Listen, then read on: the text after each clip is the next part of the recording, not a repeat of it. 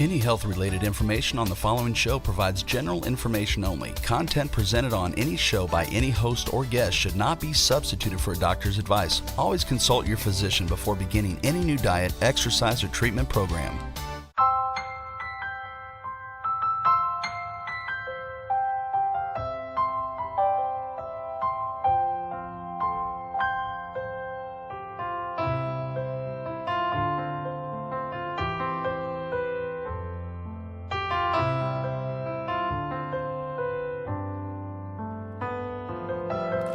Hello, everyone. This is Joni Aldrich, and welcome to Treatment SOS.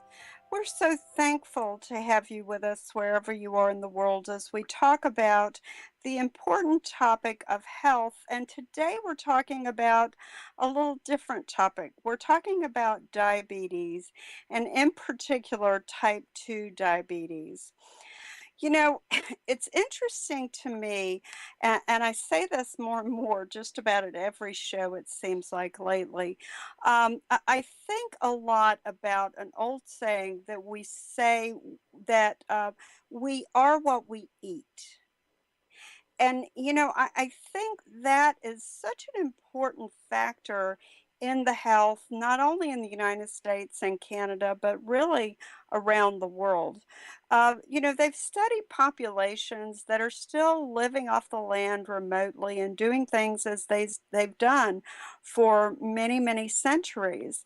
Not processed foods like we eat, or foods that's fried in deep fat, or quick foods, or foods that have been grown in soil that has had all the nutrition stripped out of it. So our fruits and vegetables don't have the nutritional value that they have anymore. And most of the time, when I'm talking about these types of things, I'm talking about cancer. And truthfully, if you look at the root of most illnesses, I'm learning more and more in the United States and around the world, you could look at several different factors and lead into it. Now, some of it is our genetic makeup. For example, with cancer, we know now that certain people are more predestined by their genetic makeup to get cancer than others. However, we've shown definitively time and time again through research that a good 40% of all cancers, and not just lung cancer, but many different types of cancer, could be associated with smoking. Okay, and along with that, on the opposite side, we know that many, many Americans, many, many Canadians, many people from around the world also have obesity as an issue. But what's interesting is the fact that, today we're going to talk about type 2 diabetes, but many different types of cancer also have been proven to be caused by obesity. And what's interesting is, in many cases, the obesity goes back to what we eat, and it may not be what you think. For example, before we bring on the guest today, what I want to talk about, I want to give an example of what I'm saying. Georgia State University researchers have now found, this just came out just this morning, and literally hot off the press, 11/16, a common food additive promotes colon cancer in mice. Emulsifiers, which are in a lot of processed foods, they have now found do cause colon cancer in mice. All right, so we're talking about diabetes today, and literally, I believe, and many researchers do as well, that the things that are causing us to have more cases of prostate cancer, more cases of colon cancer, more cases of esophageal cancer, the way we eat, again, we are what we eat, are promoting not only cancer, but what my guest is going to talk about today is type 2 diabetes, which is also brought on many times later in life from bad eating habits and also, being somewhat overweight. But I'm going to let my guest talk more about that.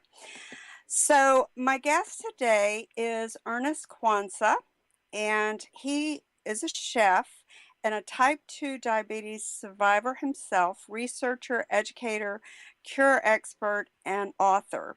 His research work can be found posted on academia.edu. He was featured in WebMD Diabetes Fall 2016 issue, page 19. And his website is discoverdiabetesselfcure.com. And I'm going to leave it there and welcome Ernest to Treatment SOS. Thank you for being here today. Thank you for having me. And I want to, again, your website is diabetesselfcure.com, and I'm looking at it right now. And I'm looking, there's a free booklet on there, I believe, called The Facts About Type 2 Diabetes. And there's also your own book on there that we're going to talk about more in detail today. That's correct. Okay, so take us back to the very beginning. You were a chef. Obviously, in a lot of cases, chefs are around, if they're really good chefs, a lot of great food, right? And so Thank you. I'm assuming that you had enjoyed quite a bit of that. Yes, in fact, I did. And in my case, I also became a pastry chef. And what happened was, I was just too busy. And so I didn't have time to take proper care of myself. You know, sometimes in the kitchen, people think if you're a chef, that means you get to eat a lot. That's not true. We become, you know, when you smell the food, you cook it, you give it to the clients, the guests, and it goes on all night. You just get too tired of eating, and sometimes we take shortcuts. In my case, I just live off sugar and cola drinks, and this went on for so long that my staff would tell me, Chef, this is not good for you. This is not good for you. And I ignored them, and one day I just felt overwhelming thirst for sugar. And, of course, I indulged. I went to my local grocer, bought a massive jug of lemonade, mixed it, and drank it. And this went on day after day after day. The next thing I know, I started running to the bathroom. And at that time, I was 120 pounds. Within 6 weeks, I dropped down to 175 pounds. And so I didn't know what was happening. And I was happy. I said, yeah, I lost weight. So while I was visiting a friend, she had a 2-liter of one of these soft drinks in her fridge. Within an hour, I drank it all. She says, Ernest, why are you doing this? You keep going to the bathroom and you keep drinking all these coolers. I think you become diabetic. And I said, come on, what are you talking about? And so she said, yes, you need to get yourself checked up. I refused to do that. And within 2 weeks, I got up in the morning, or every time I get up in the morning, I see a sticky substance on my tongue and at the corner of my eye. And I didn't know what it was, so I panicked, and I drove myself to the doctor's office, and I told him everything. He said to me, Ernest, you need to go to the lab right now because I suspect that you become diabetic. And he was right. Within 2 hours, his assistant called me and says, Ernest, you need to get back in here right now. Dr. Robinson needs to see you. And he showed me the blood test result. And it was 5 times higher. And he says to me, do you have any idea the danger that you put yourself in? You are not very you are not very far from going into cardiac arrest. So they have to give me this heavy medication to try and neutralize the sugar. And that led to another problem because I wasn't so familiar with diabetes. All of a sudden I couldn't see. And I started panicking, no, I'm blind. And I blame it on diabetes. And so my friend helped me call the doctor's office, and he explained to me, he says, Ernest, because we have to take drastic measures and get the sugar out of your body, your eyes need to readjust. So it's going to take 4 weeks. And he was right. 4 weeks later, my eyes got readjusted. So that's how I became a diabetic, type 2 diabetic. It was brought on by food. And I'm so glad that you mentioned in the beginning that the food that we eat, you are so 100% right. Type 2 diabetes, there's 2 kinds. There's the one that you inherit from family, and that is difficult to treat because it's been passed on from generation to generation. But almost all of it, about 90% of type 2 diabetes, is caused by the food that you eat. The doctor explained that to me clearly. And he also said something that you mentioned. He says, we've moved away from the way people used to live before, living off the land, or at least cooking your food, or buying food that is actually cooked. For instance, you go to a restaurant and they will cook the food for you, in comparison to buying a processed food in a package. Right. And the other thing, and you're a perfect person to talk about this, Ernest, because I was thinking about it today. Part of our problem is the fact that we have a sedentary lifestyle. And, well, most of us do. I've recently bought a farm. In the last year and a half, I don't have much of a sedentary lifestyle anymore. And I did that specifically because of what you're talking about. You know, I get tired of hearing about all the things that's in the groceries that we pick up from the grocery store. So I decided I would go back to the old ways and, wow, it's been a real eye-opener, but I absolutely love it. And so my goal is to get to a place where I either grow on my land or I resource from the ocean because we're close to the ocean too, all of my food. And that's a heavy duty undertaking. But I want to go back to something you were talking about, because I think it's very pertinent here to this type 2 diabetes diagnosis that you had. First of all, I've always heard that carbohydrates make you crave more carbohydrates. Do you Well, believe that's that's true? well, it depends. If the carbohydrate is refined sugar, yes. Because what people don't know is that refined sugar actually is far more powerful than cocaine. Every medical doctor knows that. It is so addicting that as soon as it goes into your system, your brain loves it and it demands more. This is why you see cola drinkers, they buy the 2-liter bottle and they carry it with them and they drink it throughout the day. And when you also eat excessive carbohydrate, let's say pasta or rice, if it's too much for your body, the rest actually converts into sugar. Now, what is sugar? Sugar converts into fat. So what happens is that the research shows that this fat will find its way into your bloodstream. This is what I want people to pay attention to if you don't take anything from this interview. The fat makes its way into your bloodstream. When it gets there, it covers your blood cells. It coats them. So when it coats them, now the blood, your cells are covered in fat. So that means that it's not going to take or absorb the insulin that it needs to transport into your muscles to be converted as energy. This is when you become diabetic. So you notice that when a person is diagnosed with type 2 diabetes, quite often they don't have the physical strength because the muscle is not getting the sugar that it needs to give you the strength that you need to function properly every day. And I went through this myself. And so this is what happens inside the body. So for the body to recover, the person, this rule number one, and I did this for 2 years, and I struggled with it. You must take refined sugar out of your diet. What I mean by that is don't put sugar in your coffee, in your tea. You cannot have chocolate bars. You cannot have donuts. Anything made with refined sugar must go out. Unless the person is able to accomplish that, the diabetes will never, ever, ever, ever go away. This is something that I learned firsthand experience for 2 years. You have to take that out, and then you also have to take out, there's brown rice. There is kamut pasta. Kamut pasta actually is made from kamut seeds, which has more protein pound for pound compared to red meat. And so when kamut pasta with a tomato sauce is a complete, and some vegetables, is actually a complete meal. The person needs to do this until the body is healed itself and go back to normal. Basically, that's all it is. It's a very simple, straightforward approach to reversing diabetes. But the secret is that discipline. With the discipline, the person will be free in a short time. Well, you mentioned it really is addictive. You know, basically, the reason you were continuing to crave sugar is because it became somewhat addictive to you, correct?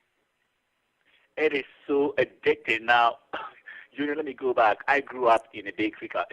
When I grew up, my grandparents had a bakery company.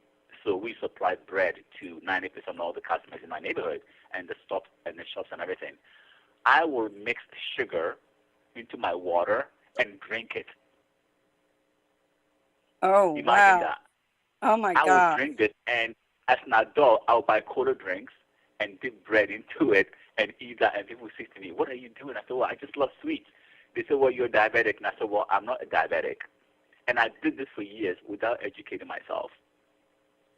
And so sugar is so addicting that, and I said before, some research actually showed that it's far more addicting than cocaine and anything else in the market because it's sweet, and the brain absolutely loves it, and it's going to demand more, more, more. And so when you cut yourself from sugar, for the first 4 days, you feel a little lightheaded and dizzy. This is because the sugar is, the brain is not getting the sugar that it needs.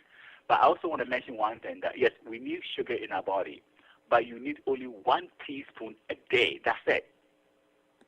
1 teaspoon a day. That's all you need. You don't need more than that, because anything that's 1 teaspoon now converts into fat.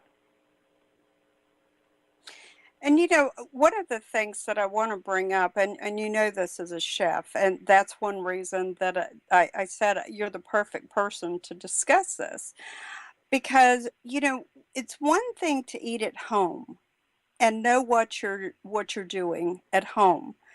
But when you go out to eat, even if you go out to eat at a very nice restaurant, they're not going to cut corners.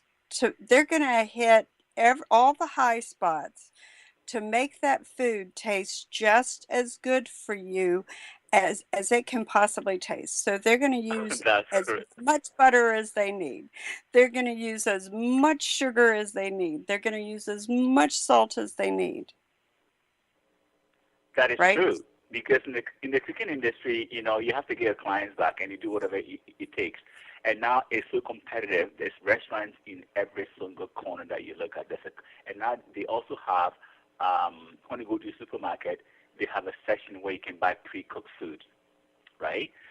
When you go to the Asian market, a supermarket where they sell produce, at the front, they also have a little pre-made food that you have to eat. When I got too busy, I ate that kind of food. And one day, I remember buying salmon, fried salmon in pieces. And it was cheap, $5, and it was lots of it. And I'm thinking, wow, this is great. So one day, I had a thought. I said, you know what, I'm going to just put this salmon in the fridge for a couple of days and see what happens.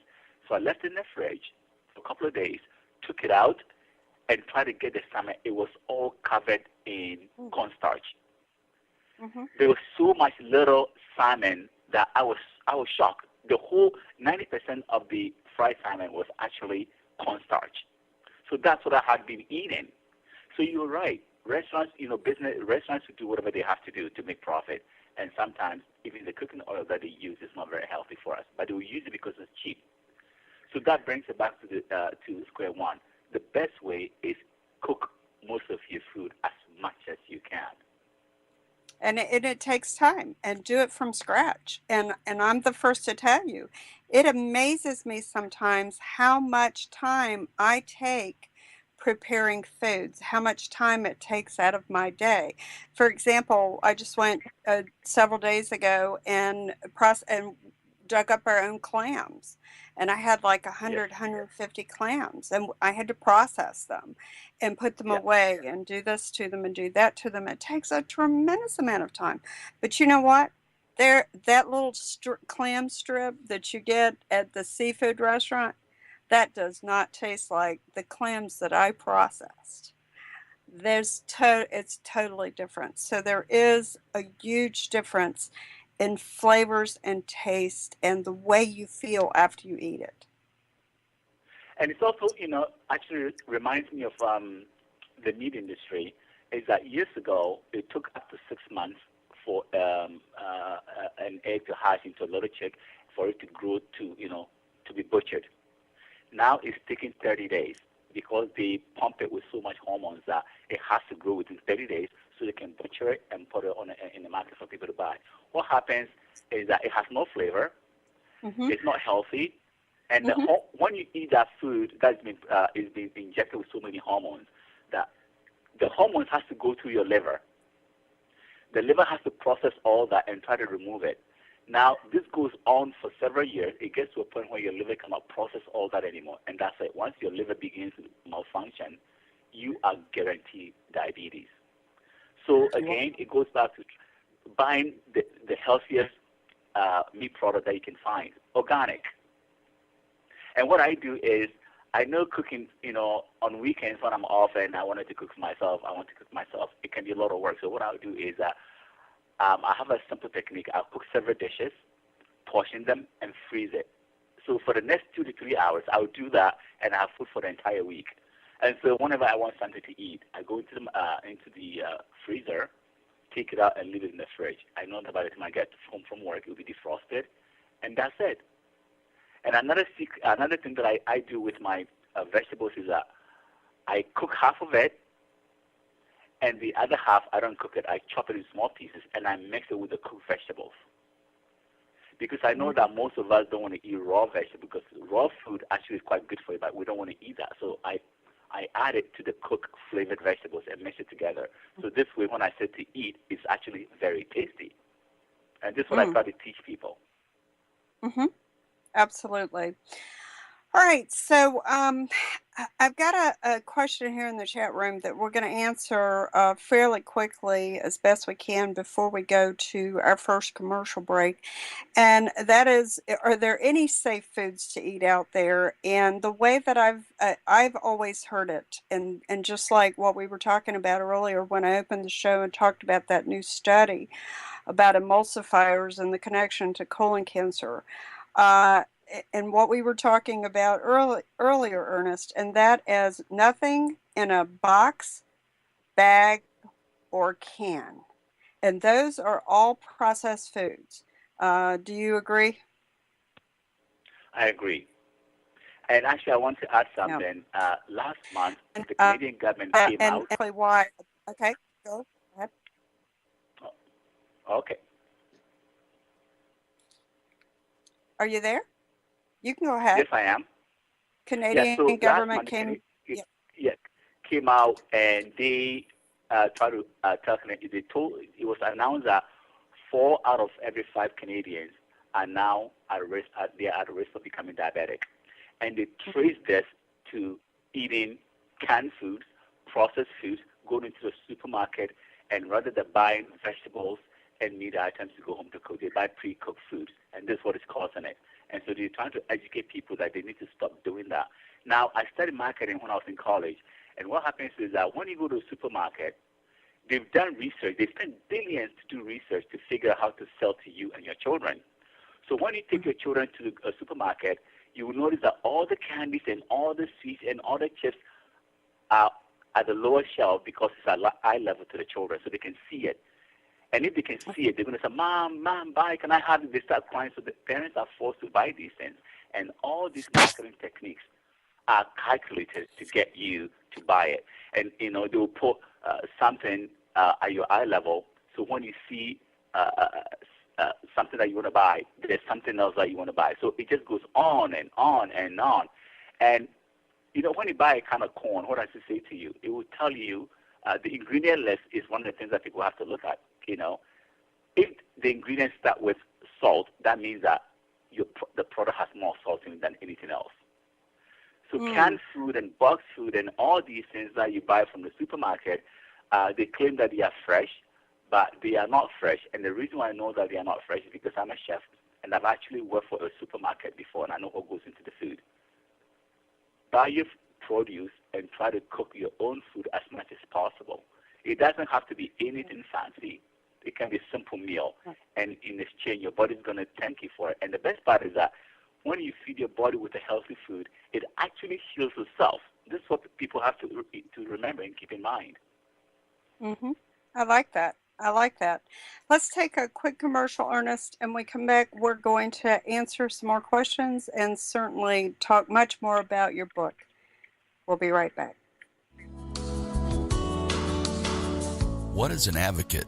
They're outspoken and passionate without being radicals or rebels. Pulitzer Prize nominated Advocacy Heals You, 15 Keys to Fast Track Results and Emotional Fulfillment is the first book about personal advocacy. For advocates, by advocates Joni Aldrich and Chris Jerry.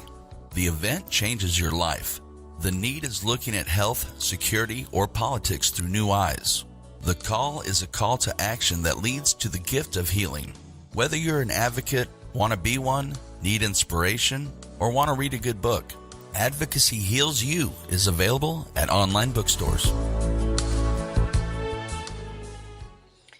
Welcome back to Treatment SOS, where we're discussing today type 2 diabetes. And I have to tell you, Ernest, my mother had type 2 diabetes, and it was later in life, as many adults tend to kind of let themselves go a little bit.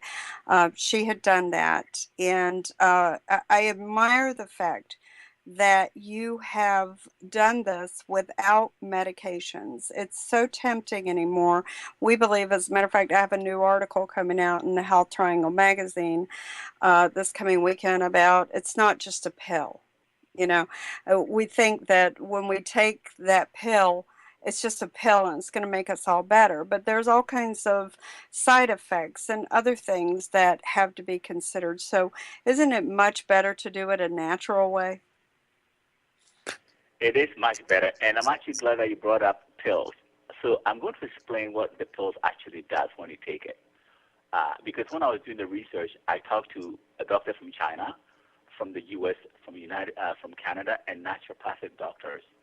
When you take a pill for type 2 diabetes, the pill is designed for you to eat sugar. Okay, that's what people have to know. But what is causing the diabetes in the first place? It's refined sugar and processed foods. And so what happens is once you're on the pill, you still have to eat. You keep eating sugar. That means that you're going to remain diabetic. I remember when I managed to reverse mine. Even when the diabetes almost killed me, I still managed to reverse it. And I remember one of the things that happened to me, that I had all these boils all over my eyes. So I went to a dermatologist. And once the boils began to disappear, he said to me, Ernest, if people would eat healthy and exercise, 90% of all their conditions and diseases will go away, including heart attack. And this was coming from a dermatologist. So that statement, I actually put it when I wrote the book. I put it in there. Wow. So very true. Well, one of the questions that I have for you, after having gone through it with my mother, and one of my other cancer targets is sugar substitutes. Is there any safe substitute for sugar that you know of that someone with type diabetes can have, or are they just taboo? The one that I've used, there's two products out there that one is agave and the other one is stevia. Stevia comes from a plant from South America. Basically, it's a plant, and they grind it, and they mix it with liquid, and they extract the liquid, and that is a sweetener. It is 10 times sweeter than sugar. And I remember when, about 5 years ago, when stevia was becoming popular, the refined sugar company actually went after it, and they tried to shut it down, and it didn't work. Now it's everywhere. It has 0 calories, and it does not spike your blood. This is what sugar does. Sugar spikes your blood. That means it shoots your insulin right up, and your body just crashes after 10 minutes.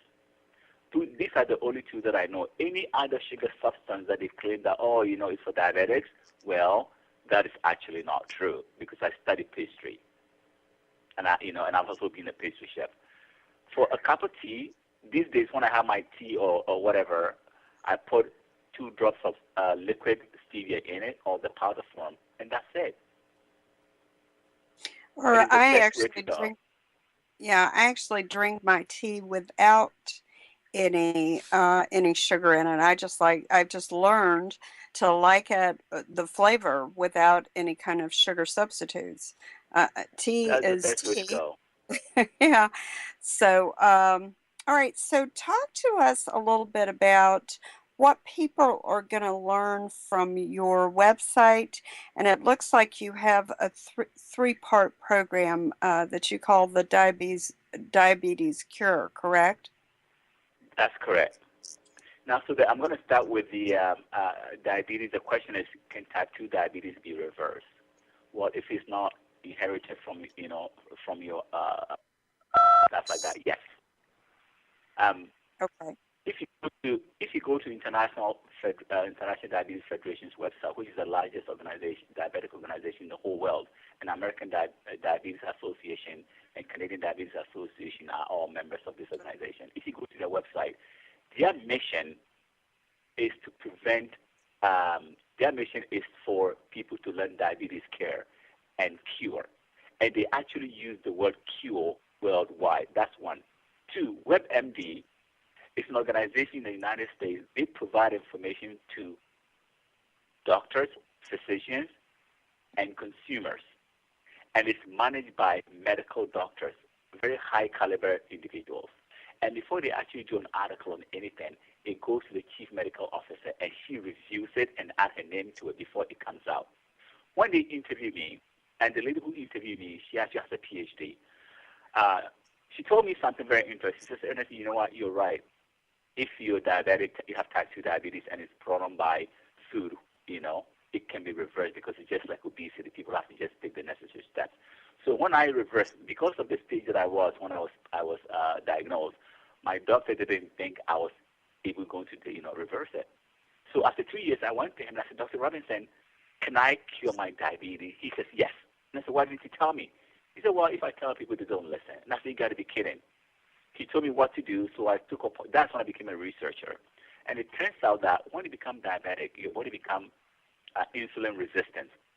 Insulin resistance simply means that your pancreas is working, but it's not produced. The insulin that is producing is not enough to carry the sugar into your muscles to be used as energy.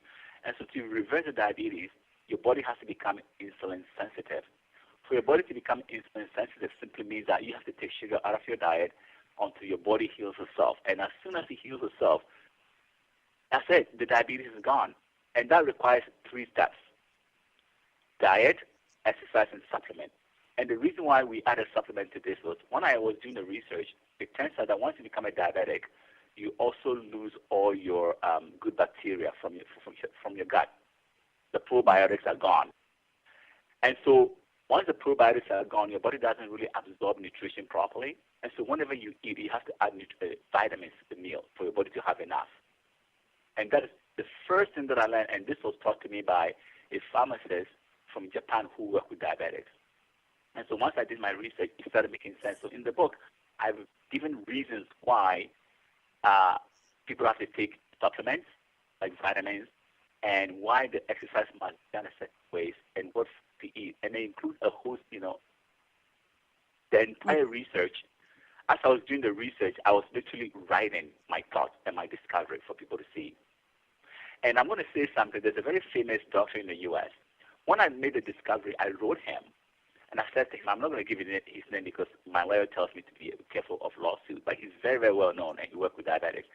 So I said to him, look, I discovered the 3 steps that my doctors tell me is the best way to reverse diabetes. Are you able to give me an endorsement? First, he said, well, I'll give you an endorsement, but I have to buy his book first. So I bought it and read it. And he said, no, for him to give me an endorsement, I'm going to have to give him a whole chapter promoting his business. Then I have to sign up as an affiliate, right? Because he knew that a better discovery had been made. Diet, exercise, and supplement. Those 3 is what gets the job done properly. And so in the 3-step program that I have on my website, I actually give people explanations why they have to do certain things. And I explain to them, this is why you have to do this in the morning. This is why you have to do this exercise in the afternoon. This is what you eat after exercise. This is a supplement that you take after this time because of these reasons. Mm-hmm. Okay. And so, so everything is laid out. Any people go to my website, discoverdiabetesselfcure.com or diabetesselfcure.com. Everything is, the WebMD article is right there. They can read it for themselves, and then they can decide if they wanted to try my program. And I've worked with many, many diabetics ever since. And in the U.S., there's about 90 million people who are pre-diabetic and don't even know it. 90 million. Mm. Did you say 90 million or 19 million? 90 million. 90 million. Oh, that's shocking. In the United States alone. In Canada, the rate for type 2 diabetes is 11%. In the United States, it's 9%. We've done all the research work. And experts predict that by the year 2040, 1 out of every 8 people on the planet will be diabetic if we don't watch the way we eat. One out of every 8. So that's a population of 1.6 billion people. And I think for a lot of the people who invest in diabetes drugs and glucose meters and all that, that's the day that they're waiting for. At the current moment, the number for type 2 diabetes now, let me see, worldwide there's 425 million diabetics. They just keep going up. And it's all true. It took a long time to convince people that it is coming from the food. But now every country you go to say the same thing. They trace it back to excessive carbohydrate consumption and refined sugars. It is the food. It is the food. Absolutely. Absolutely. I'm going to give the name of the book, Ernest, and when we come back, we've got some great questions in the chat room, some of which I think we've already covered. But the book name is The Journey, How I Cheated Death and Cured My Diabetes in 21 days. And 21 days. Absolutely. I want to put special emphasis on that. So, there's lots of great information on your website, diabetesselfcure.com. But let's take a quick commercial break and we'll be right back. This is Joni Aldrich and Chris Jerry. Are you tired of the same old content in your conference and want a topic that's progressive and will draw attendees? Add advocacy to your agenda. Who better to speak about it than the authors of the first Pulitzer Prize nominated book on advocacy? It's a message that speaks to most audiences. We can also produce on-site radio programs to promote and spread your message. These will be featured on iHeartRadio to millions of subscribers. Email joni@w4cs.com or chris@w4cs.com. Advocacy is rising.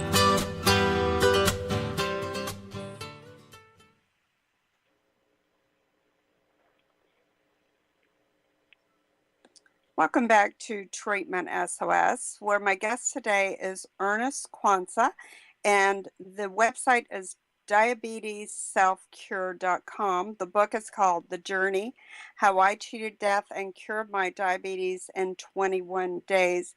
Now, Ernest, in your book, do you, and in your program, do you cover all of the things that we've talked about today? And basically, I've had some questions in the chat room. Are there any safe foods to eat? Do we catch this? Are we born with it? Which, of course, we've covered because, this is a lifestyle diabetes, correct? That's it. That's correct. And what I wanted to mention something very interesting. There's nowhere on the internet or any university or any organization where you will find a scientific research saying that type 2 diabetes cannot be cured. Now, I'm also going to go back and say that I've actually seen, I have read articles written by doctors, medical researchers, that also said even the type 1 can be cured. Now, there's too many things going on behind closed doors that I don't want to go into because then I put myself at risk. But there is a real research by an American researcher who said type 1 can be cured or can be brought to a point of cure.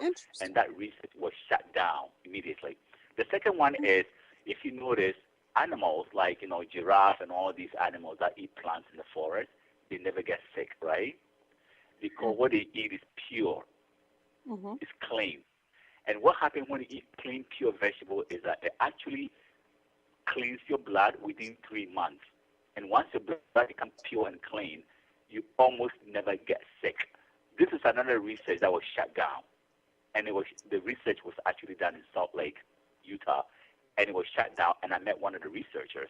She came to a lecture that I did, and she said she got to talk to me. She got to talk to me, and that's when she told me all these things. She's actually from Texas. She's American. And I was really surprised that so many things. Even the World Health Organization themselves, 3 months ago, did a publication in which they were saying that people should eat uncooked vegetables 3 times a day. In other words, if you can eat uncooked vegetables 3 cups a day, spread out, you should live very, very healthy. So now even the World Health Organization is admitting that good health comes from the food you eat. It becomes so obvious, and there's so many researchers out there that people, they cannot hide the secret anymore. They simply can hide it. And what I want people to remember is that all the research shows that diabetes can be reversed and cured. By definition, cure means that if you're diabetes free for 2 years and it doesn't come back because of the way you live, that means you're cured. That's how the doctors explain it to me. And So the evidence is there. Yeah, and I just want to reiterate, Ernest, this is without prescription medications. Prescription medication, because the medication wants you to, something interesting happened. When I was first diagnosed, they sent me to a clinic in our general hospital, and then we had to fill out a form, and they were giving us blood meters and all this other stuff. A year later, a call comes from the UK. She says, "Oh, can we speak to Ernest, please?" And I said, "Speaking." He said, "Well, how is your blood glucose meter working for you?" And I said, "What do you mean?" He said, he said, and I said, "Who are you?" He says, he's calling from a company called Abbott Pharmaceuticals, something like from the UK. They go to hospitals and take your personal information in exchange for free pills and free blood glucose meters. Because they want to try and sell it to you. They want to try and, the needle is what, so the meter is actually free, but the needle is what you pay for. And that's how they make their money. And so you get to learn that, all this is a big business. You don't need a drug because the purpose of the drug is to help you give sugar. If you take sugar and refined foods out of your diet, so what is the purpose of the drug then? You don't need it anymore. Right. And then people feel my program that way I did. The only reason why I took, even in my case, my doctor told me, let's be cautious. How about you just have a pill, twice a day? Instead of me taking this completely. So he put me on half a pill, and then within 2 weeks, he said, "Okay, don't take it anymore because we'll look at your test and your diabetes." He says, "You know what? You're no longer diabetic." And I remember the day like happened yesterday. He went to his other doctor, and he said, "Congratulations, this man. He's no longer diabetic." He goes to the front and tells the girls, "Remember when he came here to see me 2 years ago, and now look at his test results." And he said to me, "Ernest, I'll give you a hug if you like. You're so unique." And at that point, I started laughing. I said, "A hug would not be necessary." So the evidence is overwhelming that people can cure diabetes. But one advice I wanted to give to people is that you don't cure type 2 diabetes by taking cinnamon. YouTube, there are all sorts of people selling cinnamon. Other people claim that you got to take banaba, you got to take this, and in the Philippines, it was used to cure diabetes. All that is nonsense because that's how I got started. And by taking these things and buying them from the internet, I almost, put myself in danger. Cure diabetes, eat healthy, exercise, and take supplements. It's purely and it's natural. You do not need pills. And no doctor on the planet can cure diabetes for a diabetic because diabetes is one of those things that you actually have to, it's like food. Your neighbors don't come to your house and cook for you every day. You have to feed yourself. Diabetes is the same. You have to take the necessary steps yourself, and then your body will heal itself. And I lay all that out, the research, the time that I did the research, all the discoveries that I made, I lay all that out in the book, The Journey, How I Cheated Death and Cured My Diabetes in 21 Days. And the funny thing is that when I discovered all these things, I became so excited. When I told my doctor, "Dr. Robinson, I just left the gym and I'm just full of energy. What is going on?" He says, "Come back, we need to do another test." And they did a test, and there it was. He says, you don't have diabetes anymore. And he says, just be careful. Don't go back eating chocolates for breakfast and candies and cookies for snacks. Don't do that again because, that's what made you diabetic. But something interesting also happened because I've authored books in the past. In the past, I used to do relationship counseling with cooking, with my cooking profession. And I said to Dr. Robinson, "I think I need to help other diabetics. What do you think?" He looked at me. He said, "That's an excellent idea," because he knew that I've written books before. So that's how I started the book. It was he who encouraged me, and he also endorsed the book. And I list the doctors that I went to see and interview when I did all the research, what works, what doesn't work. I also show people where I failed during the research and how eventually I succeeded. And once I got on the right path, it took less than 1 month.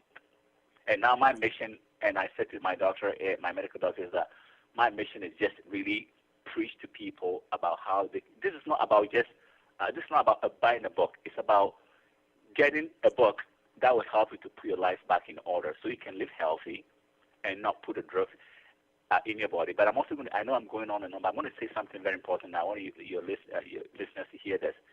If a person is type 2 diabetic and they keep taking drugs, at some point, this is a promise and a guarantee by every single medical profession and nurses that I saw. At some point, the type 2 diabetes is going to convert to the type 1. Once it converts to the type 1, you're going to need injection manually for your body to function. Wow. In addition to that, at some point, you're going to get a heart attack, liver failure, kidney failure, blindness, including even impotent. And once that happens, that's it. They have to cut your legs off. It's the reality. But all that is not necessary if people are willing to take the necessary steps. And even if they are at the age of 90, let's say 75, 80, and they can move around, there are simple exercises that they can do and diet modification that will help them. Mm-hmm. Death by diabetes and leg amputation and blindness and heart attack, all that is so unnecessary. And this is what I like to preach the most.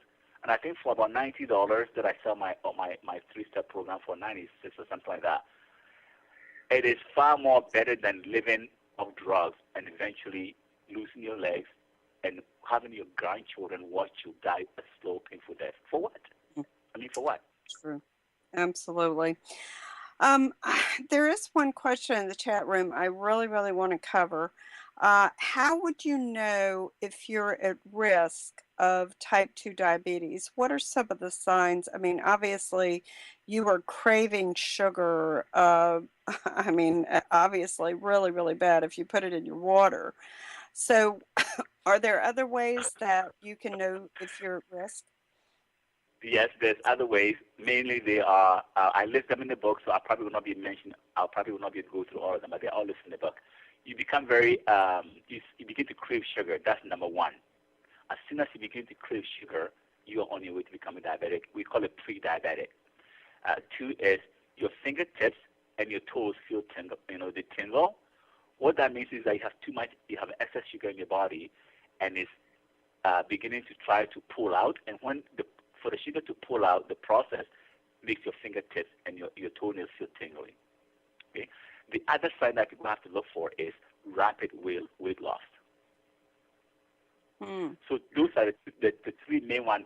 Rapid weight loss, craving for sugar is for sure, and then feeling tingling sensations, at the tip of your fingers and on your toes. Those usually you have to go and get your blood test done immediately. See your doctor and tell them.